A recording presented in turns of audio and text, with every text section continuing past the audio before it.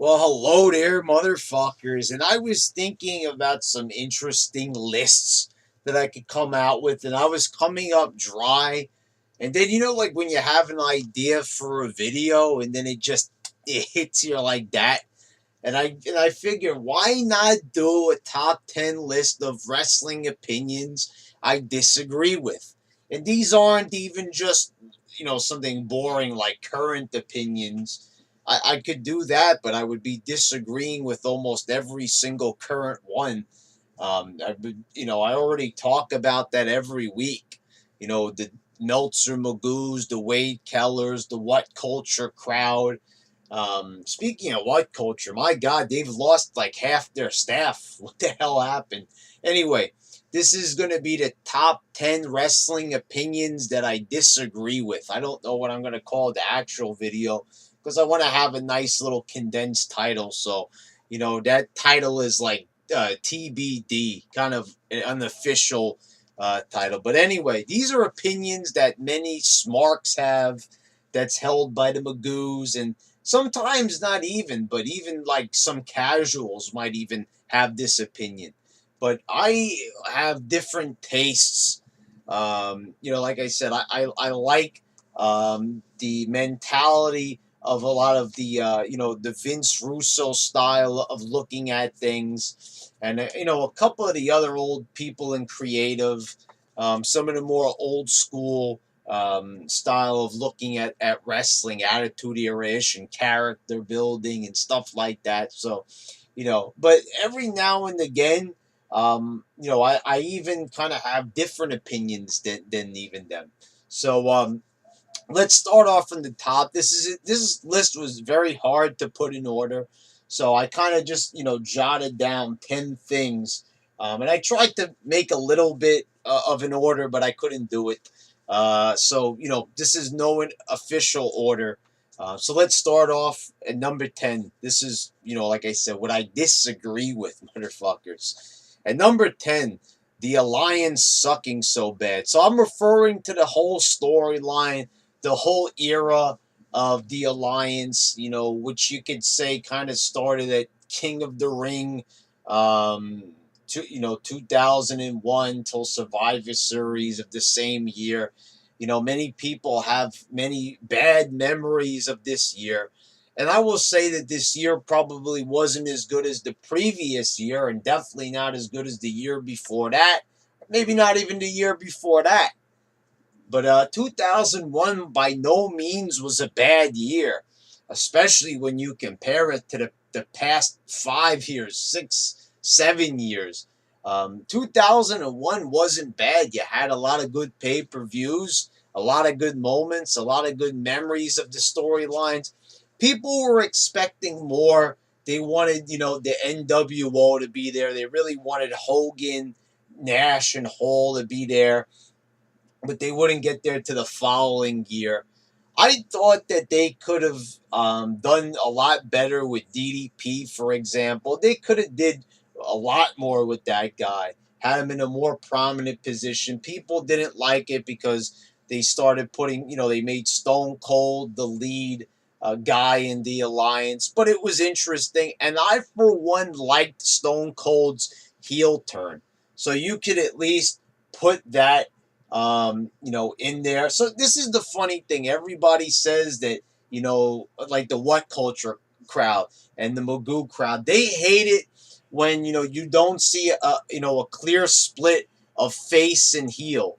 They don't like shades of gray. They always criticize whenever a guy, who's a baby face, does something a little heelish. They don't like the Vince Russo shades of gray.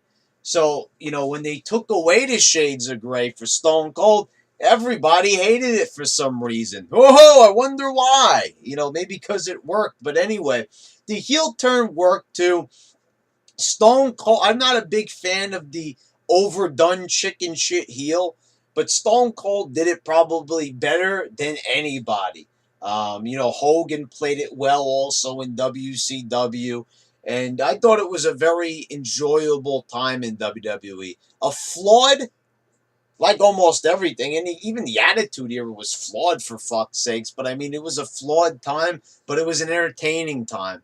And there were a lot of great moments. I mean, the Alliance singing "The Wind Beneath My Wings." I mean, you just had the milk truck. You had so many good moments. Rhino goring Jericho through the SmackDown stage. 2001 had a lot of great moments. And plus, it also, I mean, this was pre-alliance, invasion storyline angle, but WrestleMania 17, mine and many others' favorite WrestleMania of all time, took place this very year. So stop fucking knocking 2001, motherfuckers. It was a pretty good year, to say the least. Um, and number 9, Cena ruining everything. So, you could say that they didn't change up Cena's gig for a long time. They were making it a little bit too much about Cena. And I could agree with that to a point. And I was even on that bandwagon for a while. But I fell off somewhere around 2014, 15, when I really realized that the problem was not Cena and the whole thing that the internet likes to say, oh, he politics backstage. Cena's a guy who gets his marching orders, whoever he's told to put over. Um, there was the one thing that the fans love to hold on to, the fact that he didn't want to put over the Nexus at SummerSlam, but I'm going to get to that in a second too. Foreboding right there, foreshadowing about the Nexus. But Cena has put together a pretty good body of work. His character was lame for a while. He said a lot of lame shit on the mic, but that was verbiage given to him. I don't think, when you compare the guy, what he says nowadays and what he was saying back in 2004, you could tell that that's not what the guy wanted to say on the mic. That they were trying to really PG the fuck out of him to get him to appeal to the kids. And that wasn't working at all. It was turning a lot of people off. But to say that Cena ruins everything, Cena made for a lot of great moments. He's had, you guys want to talk about matches. Cena's probably had more good matches due to his longevity than almost anybody else. I mean, no one has really held the main event scene as long as Cena has. He's even been there longer than Hulk Hogan was in WWE when you kind of think about it.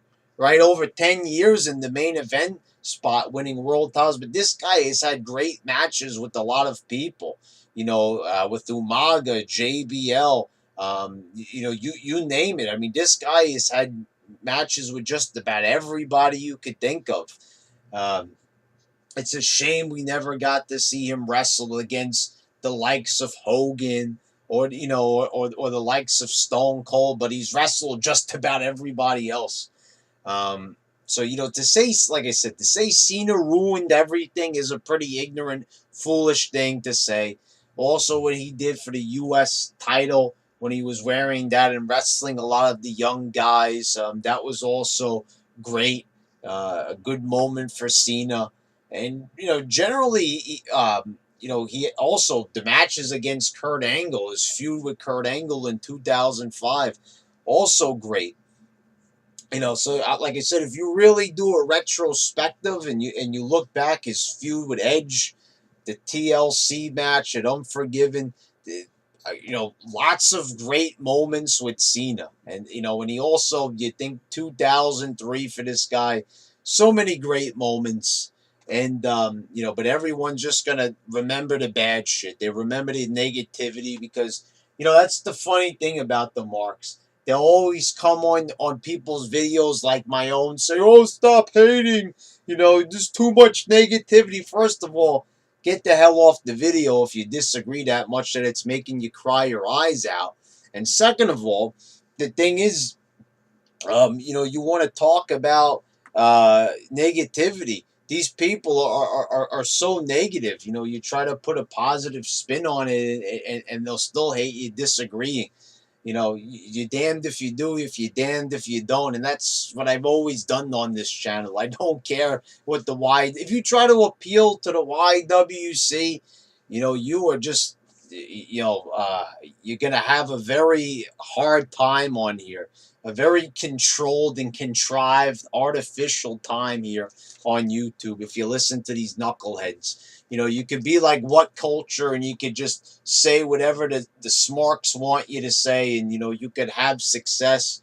Or you could be like me, and you could just say how you feel, and it doesn't matter if the people want to unsubscribe or not watch for a while.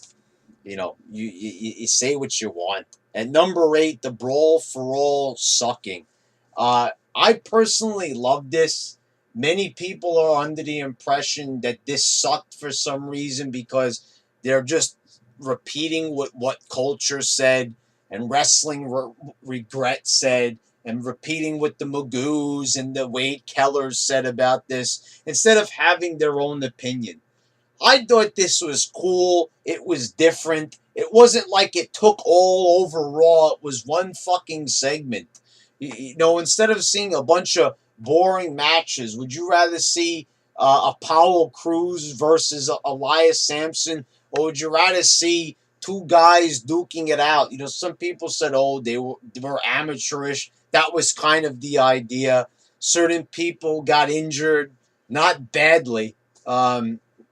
It was stupid. People say, oh, this killed Dr. Death's push.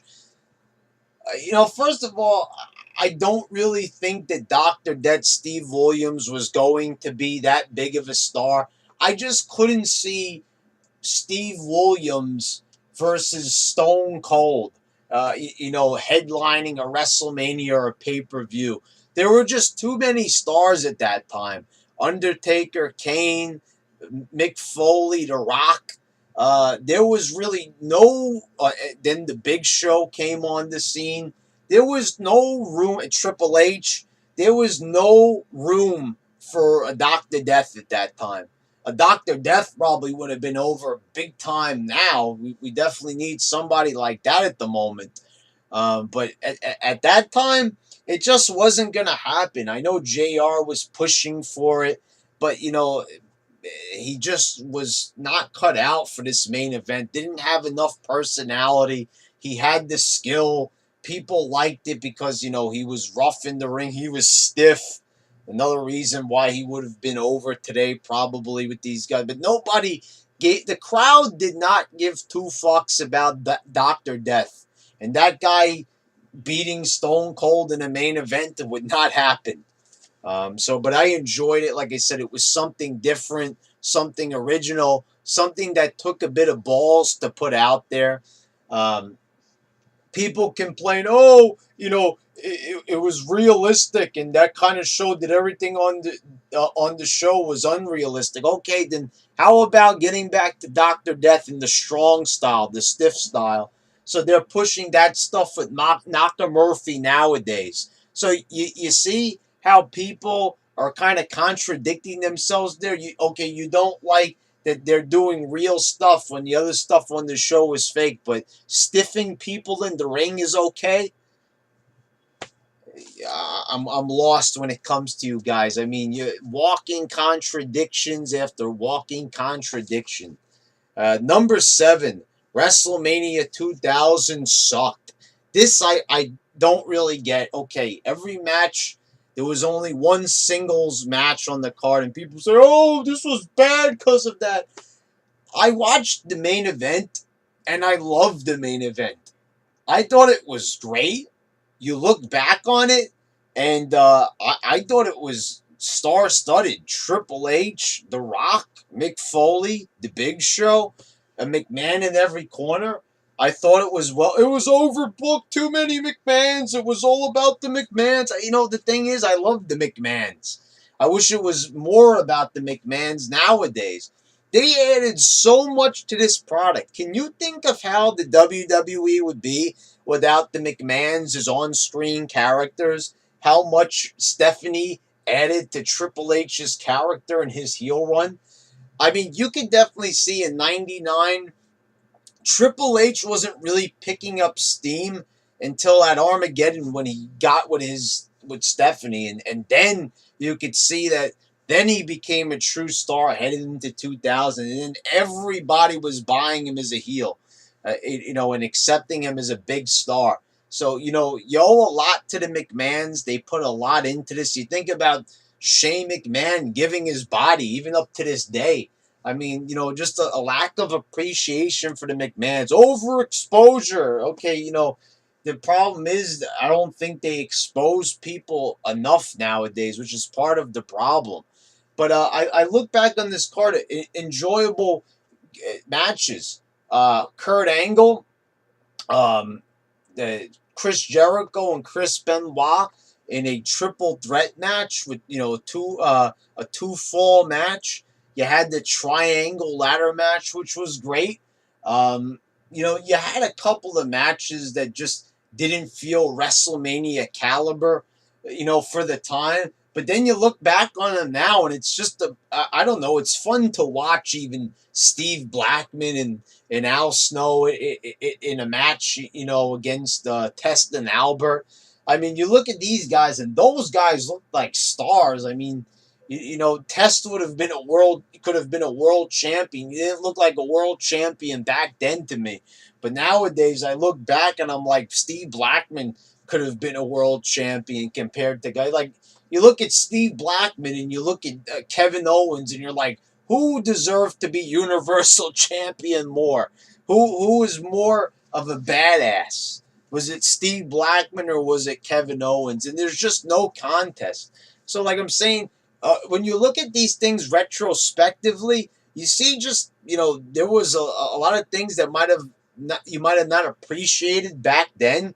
But you look back now that it's so fucking terrible, the product, and you realize just how truly awesome it was, and some of the stuff that seemed mediocre at the time is like above average now. So I thought it was a pretty decent pay-per-view.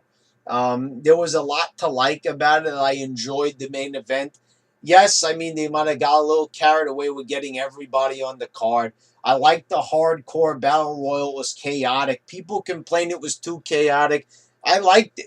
I thought that it was good, and they had the whole roster out there for the fucking card. So the fact that this WrestleMania tried to get as many people a paycheck as possible is also something I appreciate as well. They never went back to this concept because people complained, and yes, the following year was like 10 times as good because it was the best WrestleMania of all time in 17. But by no means was this a shitty pay-per-view. I think your opinion is shitty. At number 6, the Nexus should have, been huge. Here's the thing. You look at the Nexus and you look at the original incarnation. Everything about them should have gone over at SummerSlam. Yes, the way how they were building them up, they should have went over, right? But really, when you think about it, they shouldn't have even been there at all. Because the thing was, none of these guys were ready. They were as green as fuck. You look at the Justin Gabriels, the Michael Tarvers, the Wade Barrett of the time. Wade Barrett would find his groove later on as Bad News Barrett, but then they ruined him. There was so many guys that just didn't look the part. I mean, it was almost laughable. You looked at these guys, and they were a fucking joke to look at. You had what Skip Sheffield would later be Ryback. I mean, but he didn't have the same look.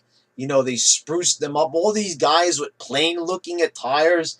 I mean, I don't understand why people were so crazy about the Nexus. Maybe because 2010 was so fucking boring and I didn't even watch most of that year. And that was maybe part of the reason that the Nexus stood out because, they attacked Cena, they ripped up the ring. Then Daniel Bryan choked Jason Roberts with his necktie and they released him for it. So it was chaos. It was something out of the ordinary during a very boring PG time in WWE. But this was not a great faction. It wasn't this faction where, oh my God, we should push these guys to the moon. It was more like these guys are in the main event of SummerSlam. I understand what they wanted to do. They wanted to make like these guys wanted to take over and everything. But when you have a bunch of guys that have no character and are so uninteresting, and you could see that they had the show at the time NXT to try to develop these guys' characters. That was the whole reason. But these guys, nobody but Daniel Bryan showed any type of personality. So it was just a fucking dud. These guys wouldn't have been big stars, even if they won at SummerSlam and Cena decided to put these guys over. It wouldn't have mattered. They wouldn't have gone anywhere. The T-shirt was ugly. The Big N. I remember the first time I saw that. I was like, the Big N. Like, who's gonna wear a T-shirt of that? You know, some people bought it, but I was thinking to myself, I'm like, this is not a faction that should go over. People were saying that this was one of the greatest factions in years. I thought it was one of the worst and most and least interesting. I don't get where all the love for the Nexus comes from. As a matter of fact, I thought it was a little bit cooler when CM Punk was leading the new Nexus, and it was interesting when he was trying to initiate them by having each other hit one another with kendo sticks. I thought that incarnation was better because, at least you had an interesting, charismatic guy leading them to compensate for all their lack of personality. That's the thing. There's no way they were going to be a DX or an NWO when they didn't even have 1% of the charisma of any of those guys. I mean, Jesus Christ, even Scott Norton had more charisma than the whole fucking Nexus. Number 5, Michael Cole's heel run. Okay, so the match maybe against the King went a little too long at WrestleMania. What number was it? 27. People don't like that WrestleMania, and I agree. I didn't like it either that much. But the simple fact of the matter is Michael Cole was entertaining as a heel. For the longest time, I hated Michael Cole. I thought he was just boring as fuck on the mic. And nowadays, that's definitely like tenfold. He's even nerdier and more boring than ever. The guy did a decent job in the Attitude Era. He was good enough with JBL on SmackDown, but I always couldn't help but feel that the guy lacked pizzazz. He lacked what JR had. He lacked what the King had on commentary. Hell, even the fucking coach had more personality than Michael Cole. At least he tried to spruce it up a bit, for fuck's sakes. Michael Cole has just always been about listening to McMahon in his headset and just, very monotone. Michael Cole as a heel, though, show personality. I thought he was funny as hell. And especially when he was on NXT pretending to sleep during the matches. Yes, he was burying the product, but fuck. I mean, the guy was making me laugh. The shit he said to Daniel Bryan, his obsession with The Miz. The segments even with JR, even though they were a bit corny and weird, I thought that the guy was just fucking hilarious. And I thought he really sold that character to the moon. It's just a fucking shame that they decided to just like end it in like 2 years. Because I thought it was a nice, pleasant change to have him on commentary like that. It would have been great if they had a 3-man team. Can you imagine JR, the King, and Michael Cole as the heel? If they weren't going to have the King as the heel that he used to be, they could have had Michael Cole in there, and he would have just done great, actually. So I think it's really underappreciated. I don't know why they said he was annoying. That was part of the idea. But seriously, you put them side by side. What would you rather have? The Michael Cole that you got now, or the Michael Cole that was a heel and at least he tried to be entertaining? At least he tried to make you laugh. Even if you didn't laugh at him, at least he tried to have more personality. It was different. It was a pleasant change. It was a breath of fresh air, for fuck's sakes. At number 4, the in-ring wrestling is better than it is now. Holy fuck, is this wrong? I mean, because people do suicide dives every match, you think that this is something to applaud. People are getting injured like crazy nowadays. Sometimes wrestlers just disappear and it turns out they're injured. Jeff Hardy again, injured. Seth Rollins injured himself not too long ago. Seth Rollins injuring people, ending the career of Sting, for fuck's sakes. I mean, my God, Finn destroying Finn Balor's shoulder. I mean, the style nowadays is just fucking crazy. Nobody barely sells anything. I lost my mind. When they had it No Mercy, the big power bomb off the top again with Seth Rollins kicking out of that move. You have these big moves, people kicking out of finishers. It's fucking insane. That the only time you saw back in the day people kicking out of fucking finishers was when it was like The Undertaker versus Kane for the first time, or you had The Rock and Stone Cold at WrestleMania kicking out of everything because that was The Rock and fucking Stone Cold. Nowadays, you have people kicking out of every single fucking move. Big moves from the top rope. People are kicking out. It's just, it's insane. It's asinine. And, they're also guilty of doing this with Cena. Stone Cold, when he would get beat, sometimes, he took a double choke slam and he got pinned because, man, he got choke slammed by two big dudes.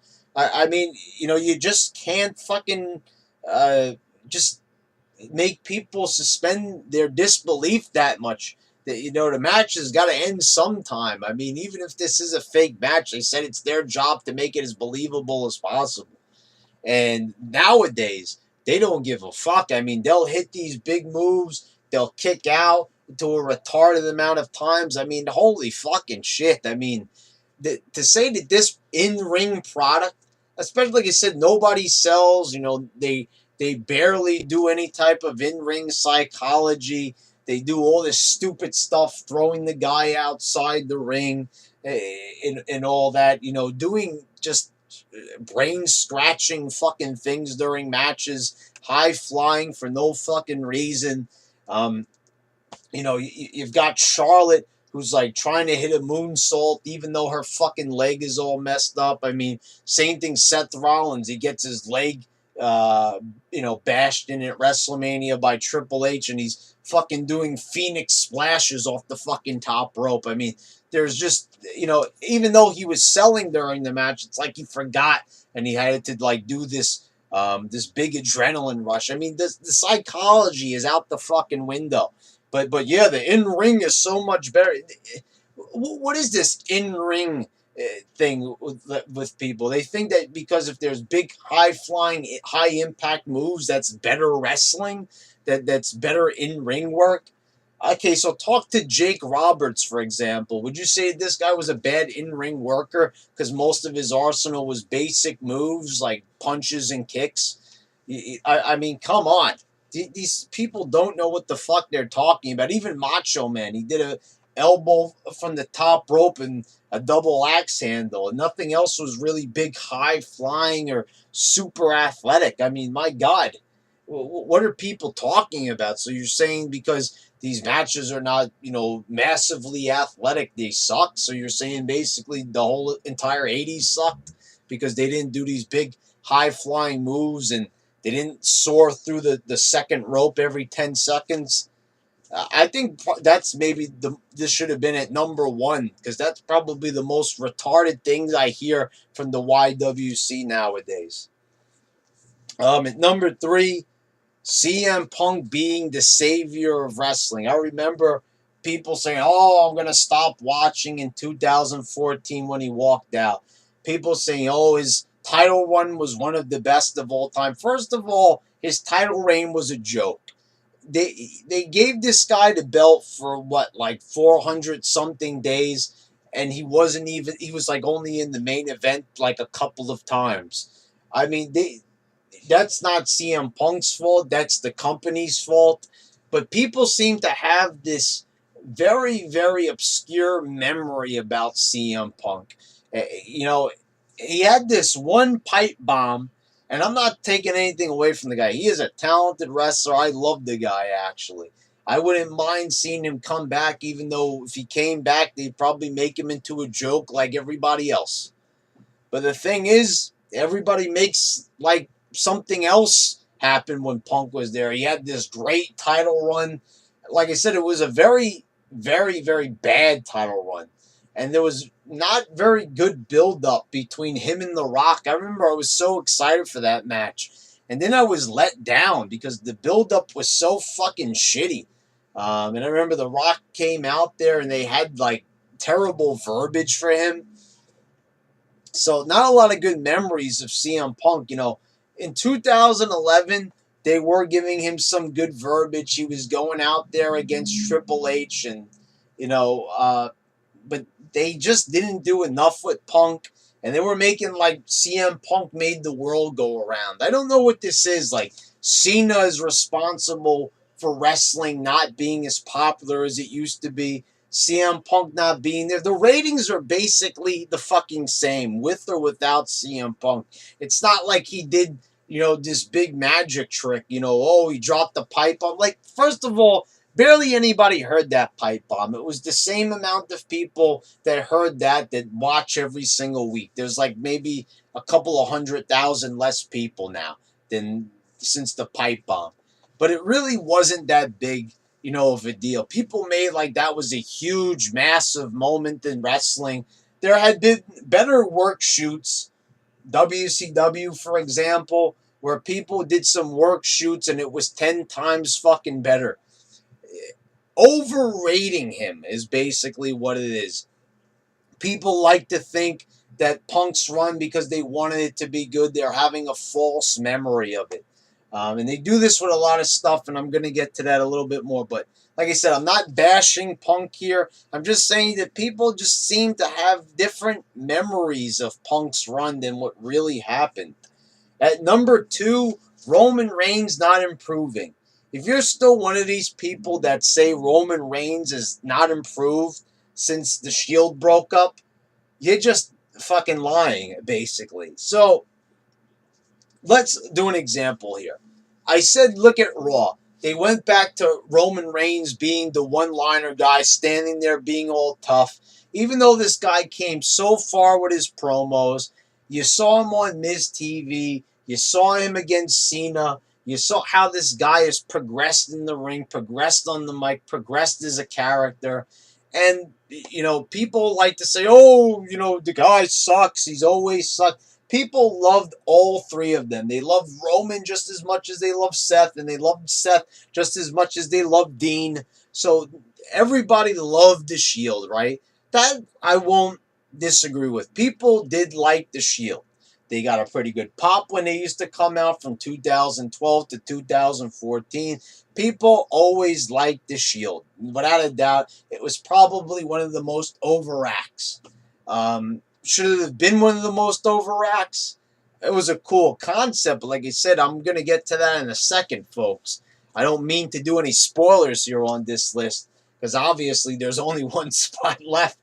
But, Roman Reigns has really come so far. I mean, I'm not going to lie. I did videos, entertaining people on here with Roman Reigns. But, no exaggeration, from his first title reign, the 2015 stuff with Sheamus, the stuff with him versus McMahon leading up to Triple H, not very good. Not very good at all. That was very bland, very boring, very vanilla stuff. And I was definitely very unhappy with the direction of Roman Reigns at that time. So I'm really not that much of a phony as people said. At that time, I wasn't crazy about Roman Reigns. But then when he started having the good matches against AJ Styles and stuff, I started to really like the guy, and now I'm a big fan of him. Now that I've seen the guy progress, it's been a pleasure. But, to say that the guy hasn't improved and that he hasn't, learned from his mistakes and tried to improvise a little bit when he's out there, go a little bit off script, really come into his own to try to get himself over. And you could definitely see that, because now you see him going back to square one with the Shield reunion shit. He's just going back to being the way how he was. And you could definitely see the development of Roman Reigns when you do that stark contrast, without a fucking doubt. Bunch of fucking liars. At number 1, the Shield being so great. First of all, I already did a whole video on that, so if you want to hear me go in depth about the Shield and how they're overrated, go watch that video. It'll definitely give you from point A to point Z how I feel about the Shield. But this is definitely one of the biggest misconceptions, one of the things I disagree with the most. When I think of the Shield, I think of a countless amount of six-man tag matches. I think of a lot of failed opportunities with the Shield. They could have done more for their character. But once again, it's like how it is now. Not a lot has changed. It was the same thing every night. Coming out of the crowd, cutting the same promo backstage, believe that, and then dropping the camera on the floor, then going out there and having a six-man tag. Six-man tag, six-man tag, six-man tag. They did different assortments of wrestlers. Cena, Orton, Bryan, Orton, Big Show. Sheamus, Orton, Cena, all these different, combinations and everything. People remember the Rhodes brothers and the Shield. Then I remember they punished the Shield one night because they injured the Undertaker by accident by having them lose on SmackDown, which nobody watched. And it was getting to be a little bit monotonous after a while, which is the reason why they broke them up, because they couldn't figure out how to book these guys. Then when they started running out of ideas, they put them against the Wyatt family, then they put them against Evolution, and then when they got through doing every single fucking six-man tag that they could possibly think of, when they ran out of assortments of people to do, they even had them doing a little feud with 3MB, for fuck's sakes. They kind of just said, okay, it's time to break them up, because now we're doing this to a crazy degree. All it was six-man tag matches until the cows came home. And that's really what it was. One time they came down from a chopper, which was a cool image, but that only happened once. They looked the way they looked. They never really explained why they dressed like that. Where do they come from? Why are they dressed like Big Boss Man? Why are they dressed like a SWAT team? Who are they? What are they? They said that they came for justice. At first, it looked like CM Punk was going to lead them, but they didn't do that. And, it was very strange. They were helping out CM Punk, and they weren't helping out CM Punk. And they never decided on what exactly they wanted them to be. Like, you look at them, and they looked like they were supposed to be prison guards, a SWAT team of some sort, but they never elaborated on their character. And I was always confused by that.